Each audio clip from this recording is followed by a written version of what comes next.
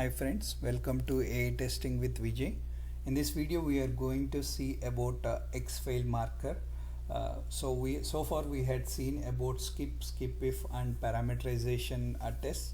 Xfail is one of the inbuilt marker in Pytest, so we are going to see it right now. So xfail is nothing but a expected failure or expected a fail case. Okay, you can use it when you know a test will fail for sure. Okay, because of a open bug, because of some unimplemented feature or unimplemented business.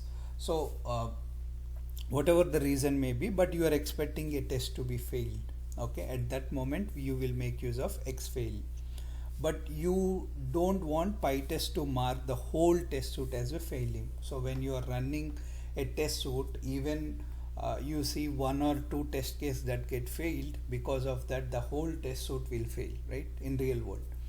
In that case, Pytest is making use of this xfail so that even though it get failed, it won't stop the execution, or it won't stop the CI/CD pipelines for the deployments.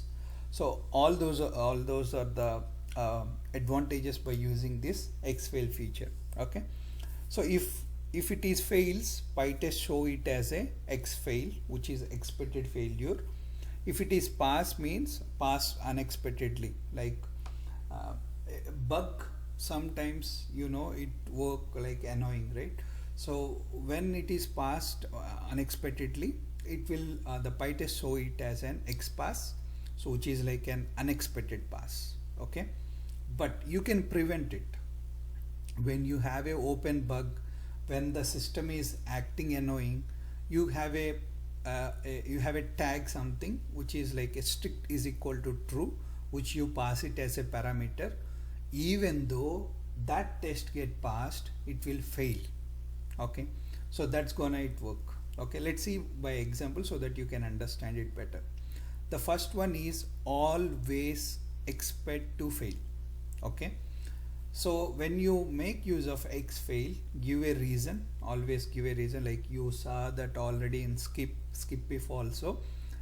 Always make use of reason. Okay, so that it will be printed in the your Pytest reports, being it HTML or XML, doesn't matter, it will print in a report. Okay, so to make use of xfail, you need to make use of markers, as I told, as pytest.mark.xfail. You need to give a reason. So when this function is getting executed, what will happen? Straight away it will fail. Okay, it will not pass. Okay, because always expected to be failed. This is okay, you don't have any condition, you don't have nothing inside, it is always pass. Okay, now what if based on condition you want to fail it? Okay, now if you see here in this example, the primary difference between this one and this one, you have a condition inside. Okay, based on condition you decide whether you want to fail it or pass it. Okay, now as you know, when you see the skip if model, right, if inside the condition is true, then straight away it will skip or expect failure. Okay, if this condition is false, it will come inside, then execute this function and decide whether it is pass or fail. Okay, so we will see when during the execution, so that you can understand. Okay, the next one is like when you want to restrict, there is a certain open bug which is behaving like annoying. You don't know whether it will pass or fail. Okay, but strictly when that behavior occur, you want to fail it. The test case has to be failed. Okay, then you make use of restrict is equal to true. Okay, so if it passes, Pytest will mark it as a failure, not xpass.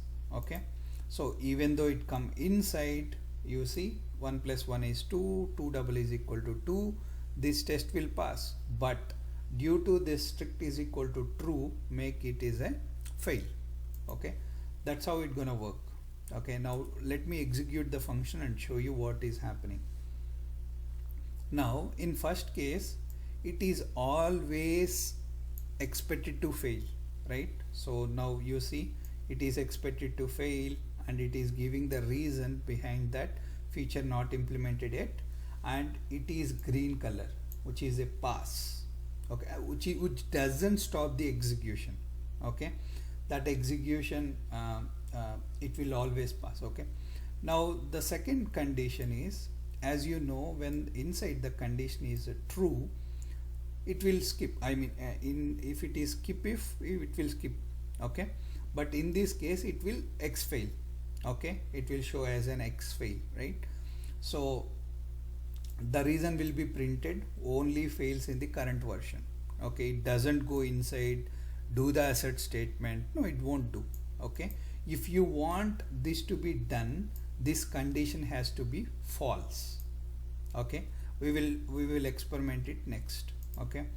The third example that we took here is, now you know there is an open bug, okay, and whether unknowingly, whether it pass or fail, it doesn't matter, you want to fail it always, then just make use of this tag like strict is equal to true. Whether it pass or fail, it doesn't matter, it straight away fail the test case, and you can see failed as a test case, okay. It's not something like expected failure, it's a direct failure, okay. So I hope you got the difference between xfail and fail, right? Xfail is something like expected failure, it doesn't stop the execution, or it doesn't stop the CI/CD integrations in the pipelines, you can deploy the code. But whereas the xfail, when you use strict is equal to true, that time it will fail the test case. That's the difference between xfail and failed, okay. Now the third thing that we learned is, what if this statement is false, okay. So now what is the case? If this is false, means it won't expect a failure, straight away it will go and execute, okay.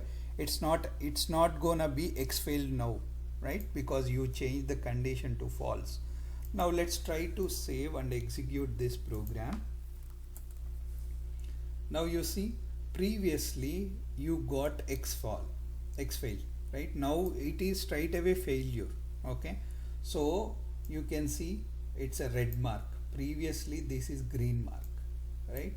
So that's the difference between three xfail and xfail with condition, xfail with strict as a true, okay.